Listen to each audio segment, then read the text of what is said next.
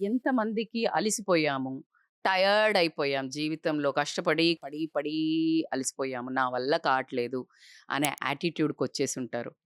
అంటే వీళ్ళెవరు అంటే మోస్ట్‌లీ కర్తాభావ్ ఉన్నవాళ్ళు. అంటే కర్తాభావ్ అంటే ఏంటి అనంటే, నేనే అన్నీ చెయ్యాలి. నేనే అన్నీ చేస్తున్నాను. నా మీదనే నడుస్తోంది. అంటే you are the whole and sole responsible for everything అనే ఒక మైండ్ సెట్. దాంతోటి కొంచెం ఈగో గూడా వచ్చేస్తది. అంటే హోల్ ఫ్యామిలీ ఆహ్, ఆబ్వియస్‌లీ మీరు మోస్తుండొచ్చు. కానీ మొత్తం కర్త, దర్త నేనే అనేది ఎప్పుడైతే వస్తుందో, ఖచ్చితంగా ఒక రకమైన యాటిట్యూడ్, ఈగో గూడా వస్తుంది. కానీ పాపం వాళ్ళకి కూడా టయర్డే ఉంటున్నారు. ఎంత మంచి డ్రైవర్ అయినా గాని, ఎంత మంచి డ్రైవింగ్ అయినా గాని, లాంగ్ వే డ్రైవ్ చేస్తే అలసిపోతారా? అలసిపోరా? ఎక్సర్షన్ వస్తుందా? రాదా? సో, కానీ ఏదైతే ఈగో, యాటిట్యూడ్ ఉంటుందో, giving that power to somebody or giving that steering to somebody ఒప్పుకోదు. ఏది మన అహంభావం అని చెప్పొచ్చు. లేకపోతే నమ్మకం లేకపోవడం గూడా అయ్యుండొచ్చు. But that's okay. That's okay. Just relax.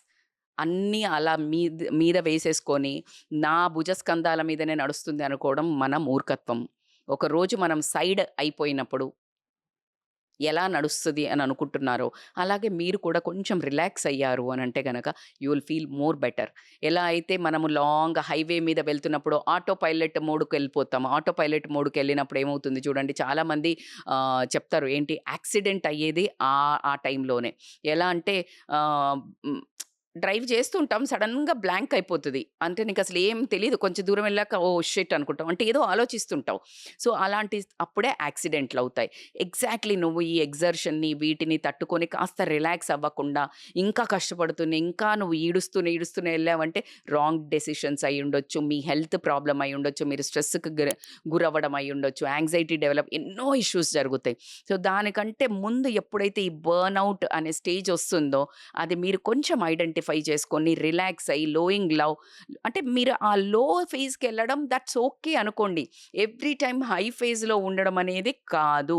ఆ లో ఫేజ్‌కెళ్ళిన దాన్ని కూడా గ్రేస్‌ఫుల్‌గా యాక్సెప్ట్ చేస్తూ దట్స్ ఓకే. నేను ఒక ఒక అడుగు పులి అడుగు ముందుకు వేస్తే అంటారు కదా! మనకి సింహం ఒక అడుగు వెనక్కేస్తే మళ్ళీ ముందుకెళ్ళడానికి అని. యారో కూడా అంతే కదా! బాణము వెనక్కి గుంజుతాము. కానీ అది వదిలితే ఎక్కడెళ్తుంది? ముందెళ్తుంది. So, that's okay. సో, ఈ కర్తాభావ యాటిట్యూడ్ ఉన్నవాళ్ళు కాస్త తగ్గించుకొని రిలాక్స్ అవ్వండి. అన్నీ మీరు ఎలాగో ఆటోమేటిక్‌గా సెట్ చేసి పెట్టారు కాబట్టికి అది చక్కగా పోతుంది. So, don't worry. Give steering to somebody పక్కనోళ్ళకివ్వండి స్టీరింగ్. వాళ్ళు కాసేపు బానే నడుపుతారు. ఎందుకంటే గైడెన్స్ మీదుంటుంది గదా!